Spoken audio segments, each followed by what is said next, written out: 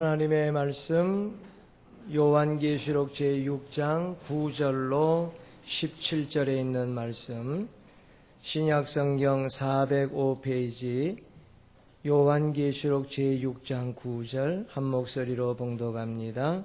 다섯째 인을 떼실 때에 내가 보니 하나님의 말씀과 저희의 가진 증거를 인하여 죽임을 당한 영혼들이 제단 아래 있어 큰 소리로 불러 가로되 거룩하고 참되신 대주제여, 땅에 거하는 자들을 심판하여 우리 피를 신원하여 주지 아니하시기를 어느 때까지 하시려나이까 하니, 각각 저희에게 흰 두루마기를 주시며 가라사대 아직 잠시 동안 쉬되 저희 동무종들과 형제들도 자기처럼 죽임을 받아 그 수가 차기까지 하라 하시더라. 내가 보니 여섯째 인을 떼실 때에 큰 지진이 나며 해가 총담같이 검어지고 온 달이 피같이 되며 하늘의 별들이 무화과 나무가 대풍에 흔들려 선과실이 떨어지는 것 같이 땅에 떨어지며 하늘은 종이축이 말리는 것 같이 떠나가고 각 산과 섬이 제자리에서 옮기우매 땅의 임금들과 왕족들과 장군들과 부자들과 강한 자들과 각종과 자주자가 굴과 산 바위 틈에 숨어 산과 바위에게 이르되 우리 위에 떨어져 보좌에 앉으신 이의 낫에서와 어린 양의 진노에서 우리를 가리우라. 그들의 진노의 큰 날이 이르렀으니 누가 능히 서리요 하더라. 아멘. 첫째에서 넷째까지의 인을 뗄 때는 네 가지 색깔의 말을 탄 자가 나왔지만은 다섯째 인과 여섯째 인을 뗄 때는 사람들이 등장합니다. 다섯째 인에는 순교한 사람들의 영혼이, 여섯째 인에는 각양 세상의 사람들이 등장하고 있습니다. 결국 마지막 재앙이 선포되는 때에는 이 세상은 어쩔 수 없이 두 가지 사람으로 나뉘어질 수밖에 없다는 말씀입니다. 그러므로 마지막 때에 믿음의 백성들이 과연 어느 자리에 서 있어야 하느냐 하는 것은 굉장히 중요합니다. 믿음도 그렇듯이 중간 상태는 없습니다. 믿는 사람이냐 아니면 안 믿는 사람이냐, 이 두 가지 중에 하나지 중간 상태는 없는 것처럼 다섯째 인에 속한 사람이냐 아니면 여섯째 인에 속한 사람이냐의 결정이 되는 것이지 역시 중간은 없는 것입니다. 그러므로 우리 사랑하는 성도들은 내가 어느 편에 서야 할 것인지를 확실하게 결정하고 믿음을 키워나가는 삶을 살아야 할 것입니다. 자, 첫째는 순교의 반열에 서고자 하는 사람들이 있습니다. 오늘 본문 9절을 보니 다섯째 인을 떼실 때에 내가 보니 하나님의 말씀과 저희의 가진 증거를 인하여 죽임을 당한 영혼들이 제단 아래 있다. 그리고 11절 각각 저희에게 흰 두루마기를 주시며 가라사대 아직 잠시 동안 쉬되 저희 동무종들과 형제들도 자기처럼 죽임을 받아 그 수가 차기까지 하라 하셨지요. 그러므로 이미 죽임을 당한 순교한 영혼들이 있고, 그리고 자기처럼 앞으로 죽임을 받아야 할 동무종들과 형제들이 있다고 했습니다. 이미 순교의 반열에 서 있는 사람들, 동시에 앞으로 순교의 반열에 설 사람들이 있다는 것입니다. 그러면 순교가 뭐냐? 우리가 순교를 생각할 때에 꼭 죽음과 연결시킬 필요는 없습니다. 소위 산순교자도 있기 때문입니다. 우리가 믿음을 지키면서 살 때에 굉장히 많은 어려움을 겪습니다. 하지만 그 어려움 속에서도 전혀 그 환경에 굴하지 아니하고 믿음을 지키고 있는 사람들을 언필칭 순교자라고 불러도 됩니다. 물론 믿음을 지키다가 죽임을 당한 사람들을 순교자로 부르는 것은 마땅하지요. 구원 얻은 14만 4천 명 중에 죽임당한 순교자의 숫자가 얼마인지는 아무도 알 수 없습니다. 하지만 이 구원받은 14만 4천 명의 영혼들 중에 엄청나게 많은 숫자가 산순교자의 삶을 보여준 사람들이라고 해도 과언이 아닌 것입니다. 그러므로 성도는 우선 살아있는 순교자의 삶을 살아야 합니다.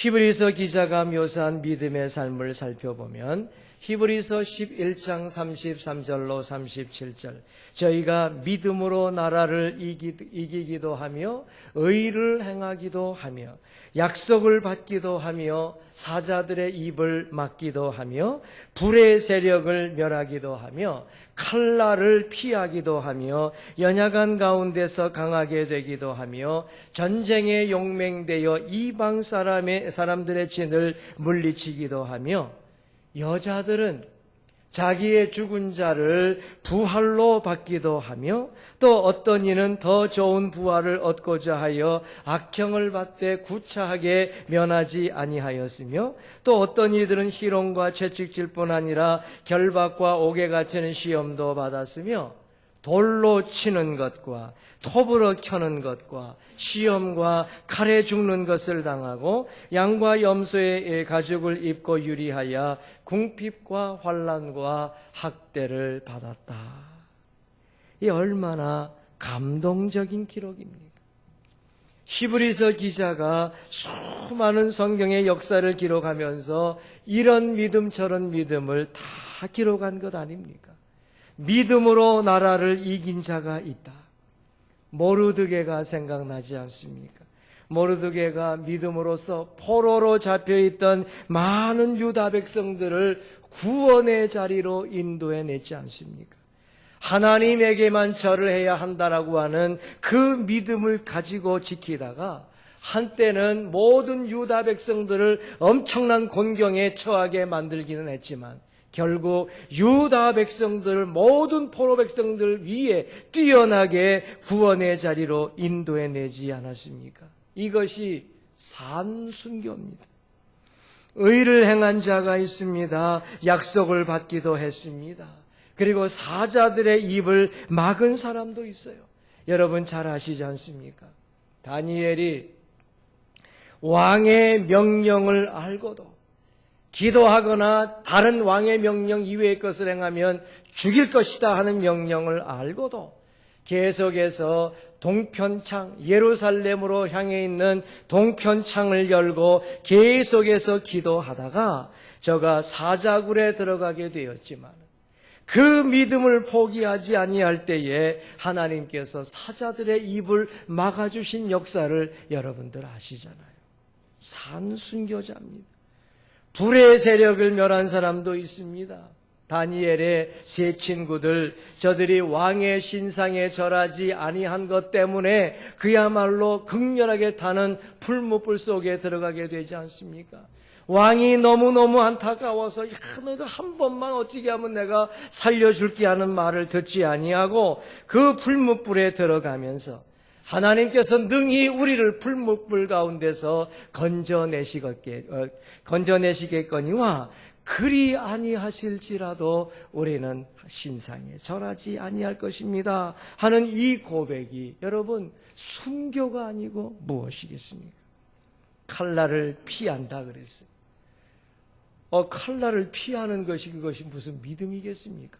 그러나 저들이 칼날을 믿음 때문에 피하기도 하는 것을 오늘 성경은 믿음이라고 얘기했고요. 연약한 가운데서 강하게 되는 것도 믿음이라고 했고요. 전쟁에 용맹되어 이방 사람들의 진을 물리치기도 한 기드온과 같은 사람들도 믿음의 사람이라고 얘기해 주었어요. 여자, 자기의 죽은 자를 부활로 받은 여자를 큰 믿음의 사람이라고 왜 얘기했겠습니까? 엘리사를 극진하게 아름답게 섬긴 수넴 여자가 그 대표 아니겠습니까? 엘리사를 아름답게 섬겼더니 엘리사가 내게 아들이 있으리라. 저 그런 거 안 구했습니다. 내게 아들이 있을 거야. 그 다음에 찾아왔을 때에 이 수넴 여자가 아이를 낳지 않았습니까? 너무너무 감사해서 잘 키워가는데 애가 덜커덕 죽었잖아요. 그러니까 엘리사 선지자가 찾아왔을 때에 불평하면서 누가 애 달라 그랬습니까? 왜 애를 주셔가지고 애가 죽게 만듭니까? 그랬더니 죽었냐? 다시 엘리사가 기도하여서 그 아이를 살려줬잖아. 믿음으로 자기 죽은 자를 부활로 받은 것이 내가 볼 때는 전혀 믿음의 내용도 아닌 것 같은데 믿음의 사람이라고 칭찬해 주었잖아요. 희롱과 채찍질 뿐 아니라 결박과 옥에 갇히는 시험도 받은 사람이 얼마나 많습니까? 더 좋은 부활을 얻고자 하되 여러분 악형을 받지만은 구차하게 면하지 않은 사람들이 얼마나 많이 있었습니까? 초대교회 이후에 계속되는 세계 역사 가운데 엄청나게 많은 사람들의 성도들이 믿음 때문에 어려움을 겪었지만 저들은 결단코 믿음을 포기하지 아니했으니 이들이 결국 살아있는 순교자가 아니고 무엇이겠습니까? 우리 하나님께서 이런 자들도 순교자의 반열에 세워주실 줄로 분명히 믿습니다. 이런 사람들은 순교자들이기 때문이지요. 우리 사랑하는 성도들은 그러므로 이 땅에서 산순교자의 삶을 살아서 하나님께 큰 축복받는 아름다운 성도들이 꼭 되시기를 바랍니다. 자, 근데 성도는 죽임당한 순교자의 삶도 사모해야 돼요. 히브리서 기자가 말한 히브리서 11장 37절에 보면은 짤막하게 돌로 치는 것과 톱으로 켜는 것과 시험과 칼에 죽은 것을 당했다 하고 기록했습니다. 이 히브리서 기자가 기록한 것을 보게 되면은 수많은 성도들이 살아있는 순교자의 삶을 살았고 그 숫자에 비교하여 상대적으로 적은 숫자가 죽임당한 순교자가 되었다는 것을 나타내주고 있습니다. 돌로 치는 것은 스데반의 순교를 생각나게 합니다. 톱으로 켜는 것은 초대교회의 전승에 의하면 제자 마태 또는 제자 도마가 이런 순교를 당했다고 기록을 해주고 있습니다. 도마는 인도에 가서 순교를 했는데 이 그 몸에 가죽을 약 얼마 정도 다 이렇게 벗겨내고 그러니까 여러분 살갗이 벗겨졌으니 얼마나 뜨거워졌겠어요. 그래서 바윗돌 위에 이 그 도마를 놔서 햇볕에 말라 타 죽게 하다가 톱으로 허리를 켜서 죽였다 하는 그런 전승이 내려오고 있습니다. 또 여러분 칼에 죽는 것은 야고보 사도와 세례 요한의 순교가 대표적 아니겠습니까? 그런데 순교는 그 당시에는 불행해 보입니다. 그리고 순교는 사실 많은 사람들에게 좋은 영향을 주는 일이 아니에요. 왜냐? 극단적인 믿음의 모습을 보여주는 것이기 때문에 많은 사람들이 꼭 그렇게 믿어야만 되겠는가? 꼭 그렇게 믿어야 되느냐 하는 생각을 하게 만들기 때문이지요.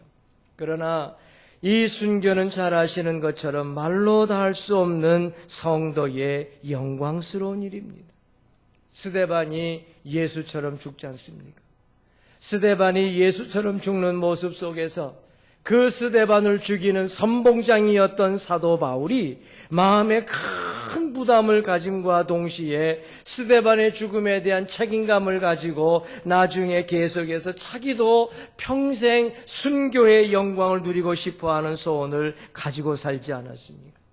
사도 바울이 품은 소원을 보니 빌립보서 3장 10절 내가 그리스도를 더 알고 싶고 내가 그리스도의 부활의 권능을 더 알고 싶고 내가 그리스도의 부활의 그 고난에 참여함을 더 알고 싶을 뿐만 아니라 나는 예수의 죽으심을 본받고 싶다라고 고백하지 않았습니까? 이처럼 순교는 영광이에요. 이와 같이 순교는 축복입니다. 이와 같이 순교는 감사예요.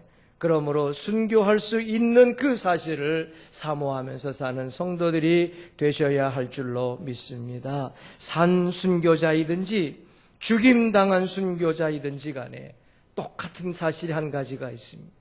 살아있는 순교자든 죽은 순교자이든지 간에 세상이 감당할 수 없다는 사실이 중요해요. 히브리서 기자가 모든 믿음의 기록들을 기록해 나가다가 히브리서 11장 38절에서 결론을 내리기를 이런 사람은 세상이 감당치 못하도다 라고 말을 했습니다. 세상이 감당할 수 없는 믿음을 가진 사람이라야, 이런 사람이라야 순교의 반열에 설 수 있다는 것입니다. 예수의 죽음은 인류를 구원하기 위한 대속적인 죽음이요, 순교자들의 죽음은 자신을 위하여 죽어주신 주님 때문에 너무너무 감사해서 죽는 죽음입니다. 교회를 세우실 때에 예수께서 피를 흘려주셨어요. 복음을 처음 전하게 하실 때에 우리 주님은 스데반의 피를 요구하셨습니다. 교회를 확장하실 때에 우리 주님은 사도 야고보의 피를 요구하셨습니다. 이제 복음을 거두실 때에, 이 아름다운 교회를 완성시키실 때에 주께서는 우리의 피를 요구하실 것입니다. 여러분들이 이 사실을 가슴에 품고 믿음 생활을 아름답게 해야 합니다. 그래야 우리에게 순교의 기회가 찾아오는 것이죠. 오늘 본문 11절 각각 저희에게 흰 두루마기를 주시며 가라사대 아직 잠시 동안 쉬되 저희 동무종들과 형제들도 자기처럼 죽임을 받아 그 수가 차기까지 하라 하셨으므로 우리에게 순교할 기회가 남아있는 것입니다. 그러나 아무나 순교하는 게 아니죠. 영혼이 깨끗해야 되고요, 그 믿음이 순수해야 됩니다. 언제나 말씀 위에 굳게 서 있어야 되고요, 언제나 그 마음이 하나님을 향하여 사모함으로 가득 차 있어야 됩니다. 이렇게 산다고 해서 모두가 다 순교의 반열에 서는 것도 아닙니다. 그러므로 하나님이 우리에게 준비한 것을 보시고 부르실 때에 아멘 아멘 하며 주님 앞에 갈 수 있도록 사시는 성도가 되셔야 돼요. 성도는 이 순교의 반열에 서도록 언제나 준비하며 사는 것이 말세를 사는 우리들의 가장 큰 축복인 줄로 기억하시고, 이런 축복을 사모하면서 살다가 하나님의 넘치는 은혜 속에 살아가는 귀한 성도들 모두가 되시기를 바랍니다. 두 번째는 재앙을 두려워해야 하는 사람들입니다. 한쪽에는 순교자의 반열에 서고 싶어하는 사람들이 있고요, 한쪽에는 재앙을 두려워할 수밖에 없는 사람들이 있다는 것입니다. 여섯째 인을 떼십니다. 사실상 인재학의 마지막이지요. 물론 7번째 인재앙이 남아 있습니다마는 7번째 인의 내용이 7 나팔 재앙이기 때문에 인재앙으로서는 마지막이에요. 자, 인을 떼실 때의 징조 12절로 14절. 여섯째 인을 떼실 때에 큰 지진이 나며 해가 총담같이 검어지고 온달이 피같이 되며 하늘의 별들이 무화과 나무가 대풍에 흔들려 선과 실이 떨어지는 것 같이 땅에 떨어지며 하늘은 종이 죽이 말리는 것 같이 떠나가고 각 산과 섬이 제자리에서 옮기었다 했습니다. 큰 지진이 납니다. 해가 총담은 검은 말꼬리를 말합니다. 해가 총담같이 검어집니다. 온달이 피같이 됩니다. 하늘의 별들이 선무화과 가실이 대풍에 떨어지는 것 같이 떨어집니다. 하늘이 종이축을 이렇게 많은 것 같이 떠나갑니다. 각 산과 섬이 제자리에서 옮겨지는데, 간단하게 말하자면 우주의 대변동이 일어난다는 것입니다. 가장 큰 문제가 뭐냐? 이 우주의 대변동이 우주의 끝이라면 괜찮은데, 이 우주의 변동이 우주의 끝이 아니요 우주 종말의 시작이 된다는 것입니다. 이런 일을 보면서 자기의 위치와 자기의 할 일을 제대로 감당하지 못할 때에는 모든 것이 두려움의 대상이 되어지고 모든 것이 쓸모없는 것이 된다는 사실을 아셔야 됩니다. 별은 궤도를 타고 돌면서 사람에게 인도자가 되고 빛이 되어야 옳습니다. 해는 하늘에서 빛을 내고 열을 발해 주어야 됩니다. 다른 빛을 반사하면서 자신의 임무에 충실함이 마땅하지요. 이것들이 제대로 자기의 역할들을 감당하지 못할 때에 오히려 심판의 도구가 되는 것입니다. 사랑하는 성도님들, 하나님이 여러분들에게 주신 삶을 귀중히 여기셔야 됩니다. 하나님께서 해와 달과 별 같은 존재로서 사랑하는 성도들을 이 땅에 허락하셨기 때문에 그렇습니다. 목사가 별일 수도 있습니다. 하늘에 딱 떠서 어두워져 갈 때에 빛을 비추고 인도자가 되어줘야 되는데 그거 감당하지 못하면 심판의 도구가 됩니다. 예수 믿는 어떤 정치인이나 지도자를 하나님께서 해와 달과 그 별 같은 존재를 이 땅에 주실 수도 있어요. 그런데 이들이 우수수수 떨어져 나갈 때에 그 충격은 이루 말할 수가 없는 것입니다.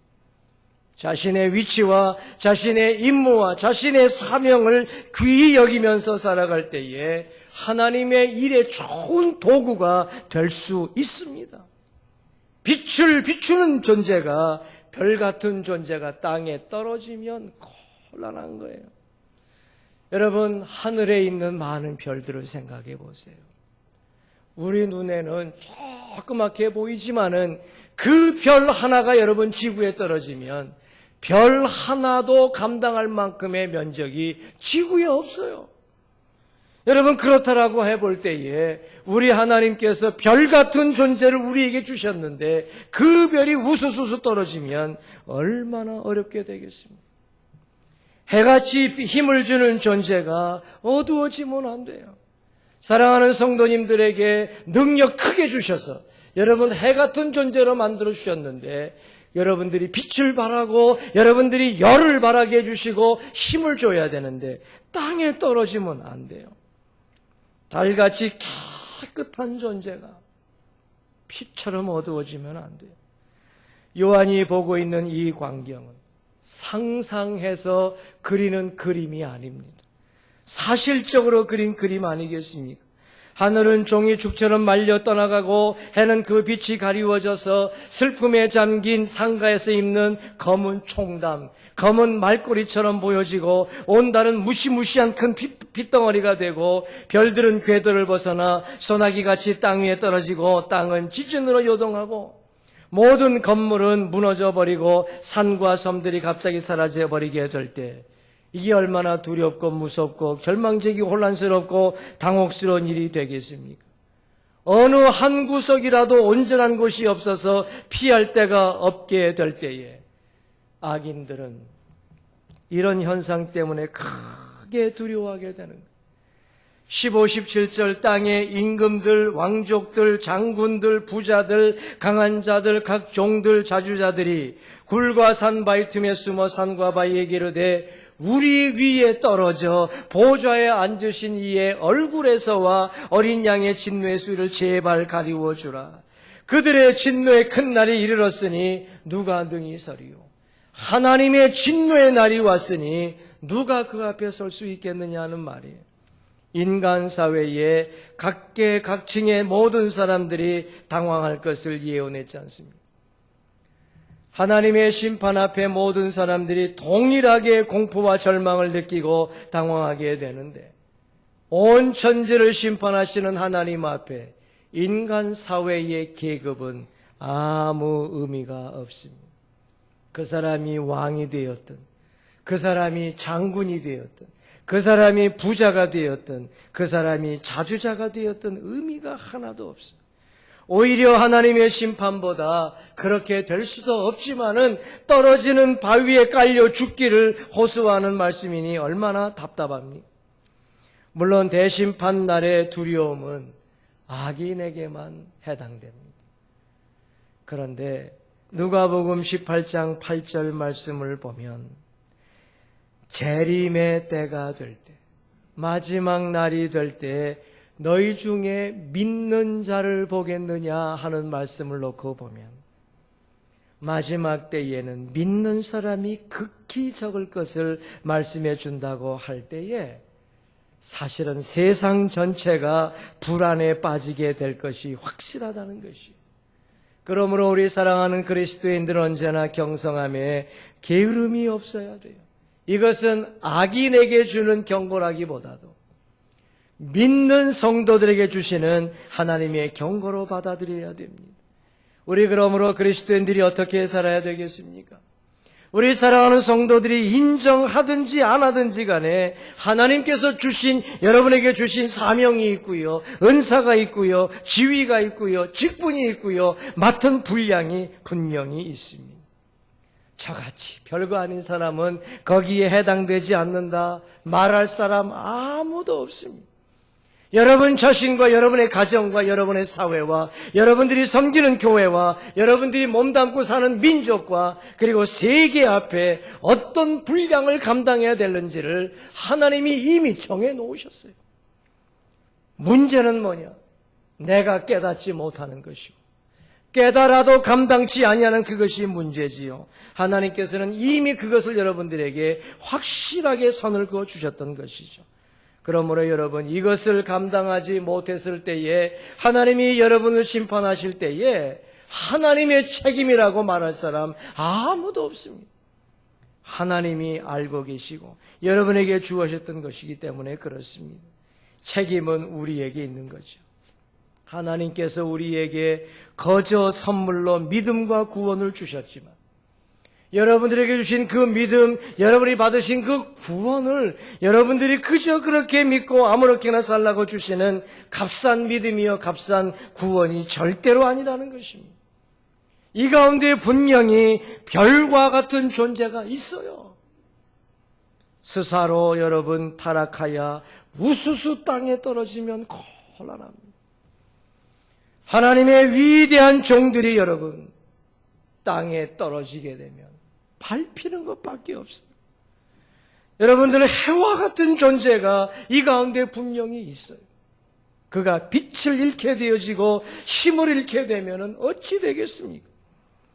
달과 같이 깨끗한 존재, 좀 죄송한 말로 배운 것도 없고 가진 것도 없고 내세울 것도 없지만은 그 삶이 깨끗한 사람이 있어요.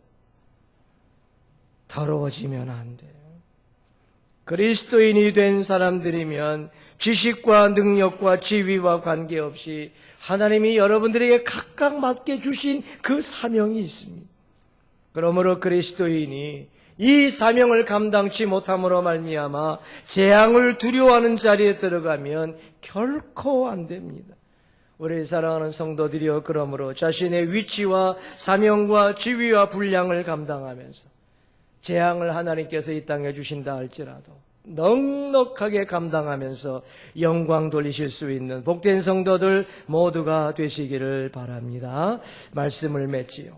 결국 인생이나 그리스도인들은 두 종류뿐입니다. 순교의 반열에 서고자 하는 사람이냐, 아니면 어쩔 수 없이 재앙을 두려워해야 하는 사람이냐, 이 둘뿐이에요. 세상 사람들은 어찌 보면 선택조차 할 수 없습니다. 오직 재앙뿐이기 때문에 그렇죠. 중요한 것은 예수 믿는다고 하는 사람들입니다. 예수 믿는 사람들이 참으로 믿음의 반열에 서 있는 사람이 되어져서 자기 분량을 감당하면서 사는 사람들이냐 하는 것을 봐요.